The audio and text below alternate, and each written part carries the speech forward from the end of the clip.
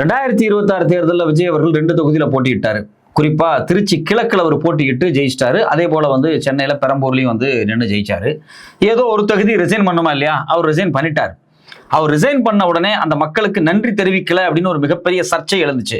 ஏன் அந்த சர்ச்சை ஏற்பட்டுச்சு அப்படின்னா, குளத்தூர் தொகுதியில போட்டியிட்ட திரு மு க ஸ்டாலின் அவர்கள் தோத்துட்டாரு. தோத்தாலும் அடுத்த நாளே போய் அந்த மக்களை பார்த்து யார் யார் எனக்கு ஓட்டு போட்டீங்களோ அவங்களுக்கெல்லாம் நன்றி அப்படின்னு சொல்லி நன்றி தெரிவிக்கும் விதமாக ஒரு ரேலி போனாரு. அதுக்கு பிறகு ஒரு மிகப்பெரிய சர்ச்சை எழுந்துச்சு. தோத்து போன முன்னாள் முதலமைச்சர் திரு மு க ஸ்டாலின் அவர்களே அவர் தொகுதியில் போய் நன்றி தெரிவிக்கிறாரு. பல பேர் தொகுதிகளுக்கு போய் நன்றி தெரிவிக்கிறாங்க.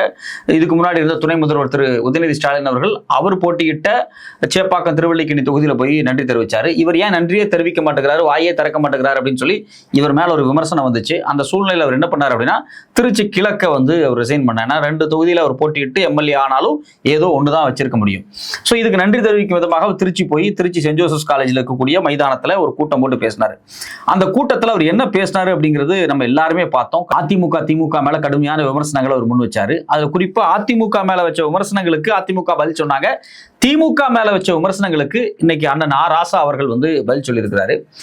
ஆ ராசா பல கேள்விகளை இன்னும் சொல்ல போனா நாக்கப்படுங்கிற மாதிரி கேள்வி கேட்டிருக்காரு அப்படின்னு சொல்லலாம். லோக்கலா சொன்னா அவர் என்ன கேட்டார் அப்படின்னா, செய்தியாளரை நீங்க சந்திக்க மறுக்கிறது ஏன், அதுக்கு மட்டும் நீங்க பதில் சொல்லுங்க பார்க்கலாம் அப்படின்னு ஒரு வார்த்தையை கேட்கிறாரு. இந்த கேள்வி அவர் மட்டும் கேட்கல, தமிழ்நாட்டில் இருக்க இந்தியாவில் இருக்கக்கூடிய எல்லா ஊடகங்களும் கேட்டாங்க. இங்க இருந்து அவர் டெல்லிக்கு போனாரு. டெல்லியில வழக்கமா எல்லா முதலமைச்சர்களுமே அவங்களுடைய இல்லத்துல தங்கி முடிச்சுட்டு பிஎம்ஏயோ இல்ல யாரை பார்க்க போயிட்டு வந்தாலும் பிரஸ் மீட் கொடுப்பாங்க. இப்ப தமிழ்நாட்டில் ஸ்டாலின் அவர்கள் இருந்தாங்க, திரு எடப்பாடி அவர்கள் இருந்தாங்க, அது இல்லாமல் ஜெயலலிதா அவர்கள் இருந்தாங்க. இவங்க எல்லாருமே தமிழ்நாடு ஹவுஸ்ல தங்கும் போது அங்க கண்டிப்பா மீட்டிங் போட்டு முடிச்சுட்டு ஒரு பிரஸ் மீட் கொடுப்பாங்க. இதை அவர் செய்யவே இல்லை. வெளிப்படையாக பத்திரிகையாளர்கள் கத்தி கேட்டாங்க, நீங்க தமிழ்நாட்டினுடைய மரபை மீறுறீங்க, எந்த சிஎம் வந்தாலும் பிரஸ் மீட் கொடுப்பாரு, தயவு செஞ்சு பிரஸ் மீட் கொடுங்க அப்படின்னாங்க. அவர் ஒண்ணுமே இல்லை, பிரஸ் முன்னாடி நின்றுட்டு நான் ஒரு 4 கோரிக்கையோட வந்திருக்கிறேன், அந்த கோரிக்கையை பிரதமரை பார்த்து கொடுத்து அது குறித்து வேகமா முடிவெடுக்க சொல்லி கேட்கறக்காக வந்திருக்கேன் அப்படின்னு சொல்லி ஒரு 2 வார்த்தை பேசிட்டு, வேற ஏதாவது உங்களுக்கு கேள்விக்கு பதில் தெரியாத கேள்விகளை கேட்டா கூட இதுக்கு நான் பிற்பாடு சொல்றேன் அப்படின்னு சொல்லிட்டு போனா கூட பிரச்சனை கிடையாது. ஆனா பிரஸ்ஸை மீட் பண்ணவே இல்லை. நேரடியா பிரதமரை போய் பார்த்தாரு. பிரதமரை 1 நிமிஷம் 19 செகண்ட் தான் பார்த்தாரு. 1 நிமிஷம் 19 செகண்ட் அப்படின்னா எவ்வளவு நேரம் நீங்களே பார்த்துங்க. அதாவது உள்ள போய் 2 பேரும் மாறி மாறி சால்வ் போட்டுக்குவாங்க, பொக்கே கொடுத்துக்குவாங்க, போட்டோ எடுத்துக்குவாங்க, நீங்க நல்லா இருக்கீங்களா நீங்க நல்லா இருக்கீங்களான்னு கேட்டு முடிச்சாலே 1 நிமிஷம் 2 நிமிஷம் ஆயிரும். ஸோ அப்போ உள்ள போன உடனேயே பொக்கே வாங்கிட்டு போட்டோ எடுத்துட்டு அனுப்பிச்சுட்டாங்க விஜய் அவர்களை. இதுதான் நடந்திருக்கு. இது குறித்து தான் அண்ணன் ராசா அவர்கள் என்ன கேட்கிறாருன்னா, செய்தியாளரை சந்திக்க மறுக்கிறீங்களே ஏன் ப்ரோ அப்படின்னு அவர் கேட்கிறாரு.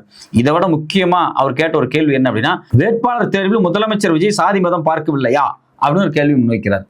இங்கதான் நமக்கு ஒரு பெரிய ஒரு பஞ்சாயத்தே இருக்கு. அதாவது இங்க தமிழ்நாட்டில் என்ன சொன்னாங்க அப்படின்னா, விஜய் அவர்கள் தாவேக்கா யாரையுமே ஜாதி பார்த்து கேண்டிடேட்டை நிக்க வைக்கல அப்படின்னு சொன்னாங்க. அது உண்மையிலேயே போய். ஃபார் எக்ஸாம்பிள், விஜய் ஏன் முதல்ல திருச்சி தெற்குல நின்னாரு, பெரம்பூர்ல நிற்கிறாரு? ஏன்னா அங்க கிறிஸ்தவர்கள் ஓட்டு அதிகமா இருக்கு, அதனால நிற்கிறாரு. ஆதவர்ஜுனா ஏன் வில்லிவாக்கத்துல போய் நிற்கிறாரு? ஏன்னா அவர் தெலுங்கு சமூகத்திலிருந்து வர்றாரு, அங்க ரெட்டி நாயுடு ஓட்டு ரொம்ப அதிகமா இருக்கு. இது இல்லாம அறநிலைத்துறை அமைச்சர் ரமேஷ் அவர்கள் சென்னையில பிறந்து வளர்ந்தவர், மறைமலர் நகர்ல, அவரை கொண்டு ஏன் ஸ்ரீரங்கத்தில் நிக்க வைக்கிறாங்க? ஏன்னா இவரும் பிராமின், அங்க பிராமின் ஓட்டு அதிகமா இருக்கு அப்படின்னு சொல்லிட்டு மயிலாப்பூர்ல கொண்டு போய் ஒருத்தர் நிக்க வைக்கிறாங்க. அவரே அங்க நிக்க வைக்கிறாங்க, ஒரு பிராமினை கொண்டு நிக்க வைக்கிறாங்க. ஏன்னா மயிலாப்பூர்ல பிராமின் ஓட்டு அதிகமா இருக்கும், அதனால அங்க பிராமின் நிக்க வைக்கிறாங்க. இது இல்லாம திருநெல்வேலி பக்கம் ராதாபுரத்துல அப்பாவு, அதாவது முன்னாள் சபாநாயகருக்கு எதிராக கரெக்டா ஒரு கிறிஸ்தவ கத்தோலிக்க நாடாரையே நீங்க நிறுத்துனீங்க. ஏன் கிறிஸ்தவ கத்தோலிக்க நாடாரை கூட நிறுத்துனீங்க? அந்த இடத்துல ஒரு ஹிந்து நிறுத்திருக்கலாமே, இல்ல ஒரு மறவர் நிறுத்திருக்கலாமே. ஏன் நீங்க அப்பாவுக்கு எதிராக கரெக்டா ஒரு கத்தோலிக்க கிறிஸ்தவ நாடார் நிறுத்துனீங்க? சரி, காரைக்குடியில கரெக்டா மறவர் வேட்பாளர் ஏன் நிறுத்துறீங்க? தூத்துக்குடியில பரதவர் வேட்பாளர் நிறுத்த வைக்கிறீங்க, மீனவர் நிக்க வைக்கிறீங்க. அதே போல சிவகாசியில நாயுடு ஓட்டுகள் அதிகமா இருக்கு அப்படின்னு சொல்லிட்டு நீங்க கரெக்டா ஒரு நாயுடு வேட்பாளரே நிக்க வைக்கிறீங்க. கன்னியாகுமரியில தேடி தேடி ஒரு வெள்ளாளர் வேட்பாளர் நிக்க வைக்கிறீங்க. குளச்சல்ல பெரும்பான்மையா இருக்கக்கூடிய கத்தோலிக்க நாடார், அங்க கொண்டு நீங்க கத்தோலிக்க நாடார் தான் வேட்பாளர் நிறுத்துறீங்க. நாகர்கோயில சிஎஸ்ஐ வேட்பாளர் நிறுத்த வைக்கிறீங்க. அதாவது நாகர்கோயில சிஎஸ்ஐ வேட்பாளர், அதே போல குளச்சல்ல கத்தோலிக்க வேட்பாளர். அப்ப கத்தோலிக்க மக்கள் எங்க அதிகமா இருக்காங்களோ நாடார் சமூகத்துல அங்க கூட அங்க நிக்க வைக்கிறது. அதே போல நாகர்கோயில்ல சிஎஸ்சி நாடார் நிறுத்தி வைக்கிறீங்க. இது இல்லாம கிள்ளியூர்ல கரெக்டா மீனவ வேட்பாளர் நிறுத்தி வைக்கிறீங்க. பத்மாபுரத்துல கரெக்டா இந்து நாடார் வேட்பாளர் நிறுத்தி வைக்கிறீங்க. திருநெல்வேலியில தேடி தேடி போய் பணம் படைத்த குவாரி ஓனரான மறவர் வேட்பாளர் நிக்க வைக்கிறீங்க. நாங்குநேரியில அங்க வேட்பாளரே இல்லாத போது இரவோடு இரவா தேடி புடிச்சு ஒரு நாடார் வேட்பாளர் நிக்க வைக்கிறீங்க. சோ இப்படி ஒரு பெரிய லிஸ்டே இருக்கு. நீங்க திட்டமிட்டு உங்களுக்கு ஓட்டு போட்டவங்க வேணா எந்த ஜாதி பார்க்காம ஓட்டு போட்டிருக்கலாம், அந்த இளைஞர்கள் ஜாதி பார்க்காத இளைஞர்களா இருக்கலாம். ஆனா விஜய் அவர்களே, நீங்களும் உங்க கட்சியும் பர்ஃபெக்டா சோசியல் இன்ஜினியரிங் பண்ணி எந்தெந்த இடத்துல யார் யாரை நிக்க வச்சா யார் யாரை தோக்கடிக்க முடியும் அப்படின்னு சொல்லி ஜாதி பார்த்து நிக்க வச்சுட்டு ஒரு பொய்யை பரப்புனீங்க. இந்திய வரலாற்றிலேயே, தமிழ்நாட்டு வரலாற்றிலேயே 70, 20, 30 இவ்வளவு தலித்துக்களுக்கு பொது தொகுதியில் நிக்க வச்சு ஜெயிக்க வச்சுன்னு சொன்னீங்க. அதெல்லாம் பச்சை பொய். இதைத்தான் ஆராசா அவர்கள் கேட்கிறாரு. நீங்க உண்மையிலேயே ஜாதி பார்க்காது மகம் பார்க்காத நிக்க வச்சீங்களா? சிஎஸ்சி கிறிஸ்தவர்கள் அதிகமா இருக்கிற இடத்துல சிஎஸ்சி கிறிஸ்தவர், ரோமன் கத்தோலிக்க கிறிஸ்தவர் இருக்கிற இடத்துல ரோமன் கத்தோலிக்க கிறிஸ்தவர் நிக்க வைக்கிறீங்க, முஸ்லீம் இருக்கிற இடத்துல முஸ்லீம் நிக்க வைக்கிறீங்க. இப்படி நீங்க ஜாதி மதம் பார்த்து பிரித்து தான் ஆட்களை நிக்க வச்சீங்க. ஆனா நீங்க பேசும்போது பொய் சொல்றீங்க. ரெண்டாவது, அடிப்படையில நமக்கு வரக்கூடிய கேள்வி என்ன அப்படின்னா, திருவள்ளுவருக்கு காவியுடை அணிஞ்சிருக்கிறாங்க கவர்னர். எதுக்காக திருவள்ளுவருக்கு காவியுடை அணிஞ்சார்? அவரு கேட்டா திருவள்ளுவருக்கு விழா கொண்டாடுறேன். இது என்ன தை மாசமான திருவள்ளுவர் தினம் கொண்டாடுறதுக்கு? அவர் வேணும்னே ஒரு விஷயத்த சொல்ல வர்றாரு. திருவள்ளுவர் RSS காரர், திருவள்ளுவர் சனாதனி அப்படிங்கிறத எஸ்டாப்ளிஷ் பண்ண முயற்சி பண்றாரு. இதுக்கு முன்னாடி தமிழ்நாடு அரசாங்கத்தை திரு மு.க. ஸ்டாலின் அவர்கள் தலைமையில் இருந்தப்ப இதே போல நடந்தப்ப கடுமையான எதிர்ப்பு இருந்துச்சு. RN ரவியை முதலமைச்சர் அவர்கள் எடுத்தாங்க. ஆனா இன்னைக்கு வரைக்கும் நீங்க எதிர்க்கவே இல்லை. அப்போ நீங்க காவி உடை போட்டதை சரி என்று அவமதிக்கிறீங்க. உங்களை ஃபாலோ பண்ணக்கூடிய இளைஞர்களுக்கு நீங்க என்ன சொல்ல வர்றீங்க அப்படின்னா, திருவள்ளுவர் ஒரு சனாதனி, இது RSS சொல்றாங்க, கவர்னர் சொல்றாரு, நாம் அதை ஏத்துக்கணும் அப்படிங்கறத நீங்க சொல்ல வர்றீங்க. இதுல அடிஷனலா எனக்கு சில கேள்விகள் வருது. வந்தே மாதரம் பாடல நீங்க பதவியேற்பு விழால பாடுறீங்க, பாடுறீங்க வந்தே மாதரம் முதல்ல, 2வது தேசிய கீதம், 3வது தான் தமிழ் தாய் வாழ்த்து.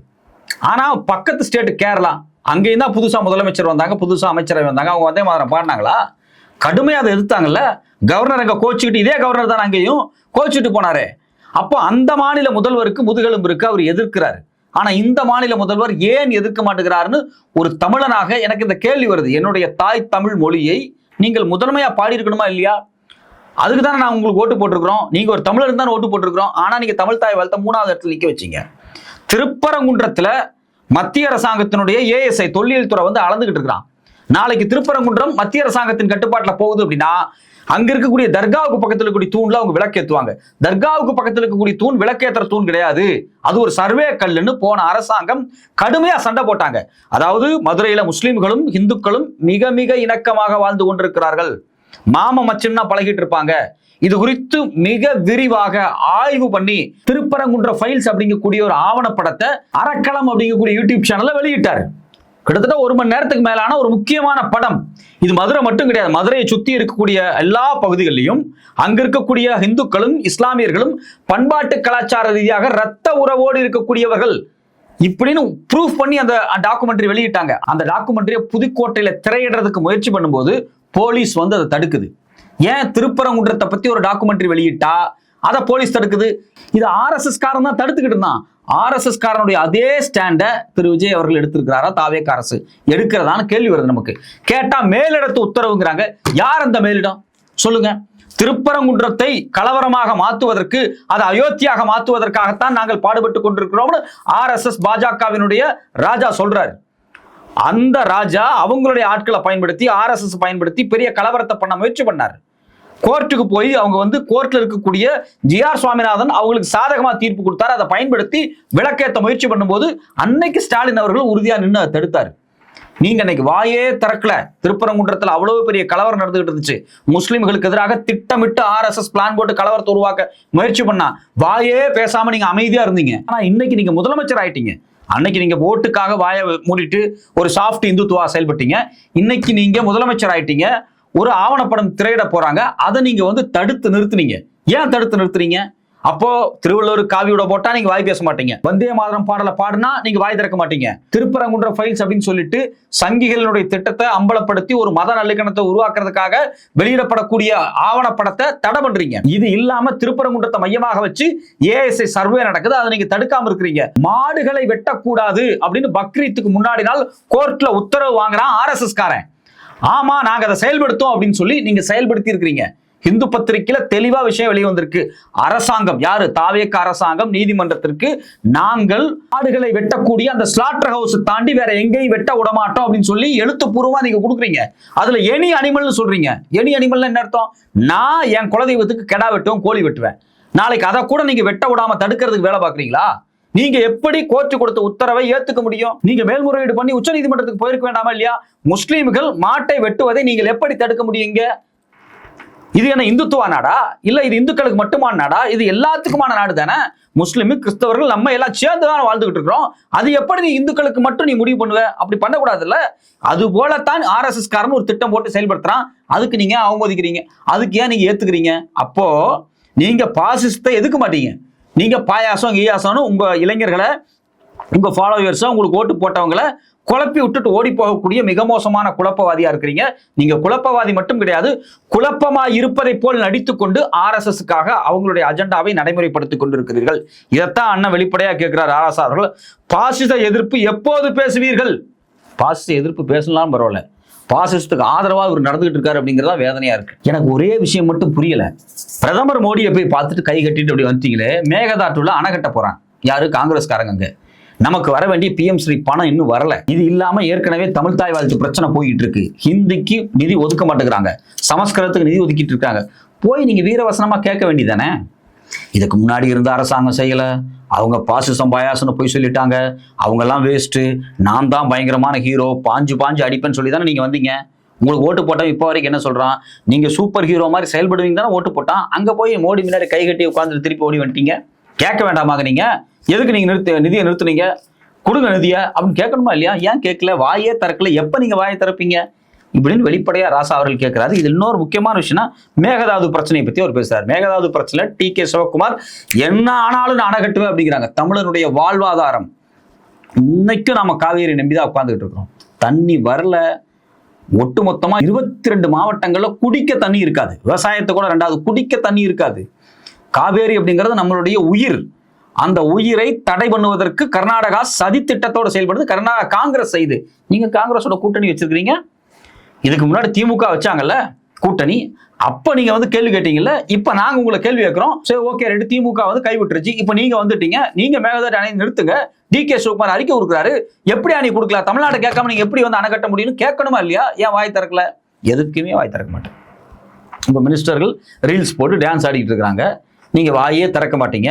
CT நிர்மல்குமார் அப்படிங்கக்கூடிய உங்களுடைய அமைச்சர், அதாவது சட்டத்துறை அமைச்சர் இருக்கார் பாத்தீங்களா, அவரோட வீடியோ ஒன்று இப்போ வைரல் ஆயிட்டு இருக்கு. என்ன வைரல் ஆயிட்டு இருக்கு?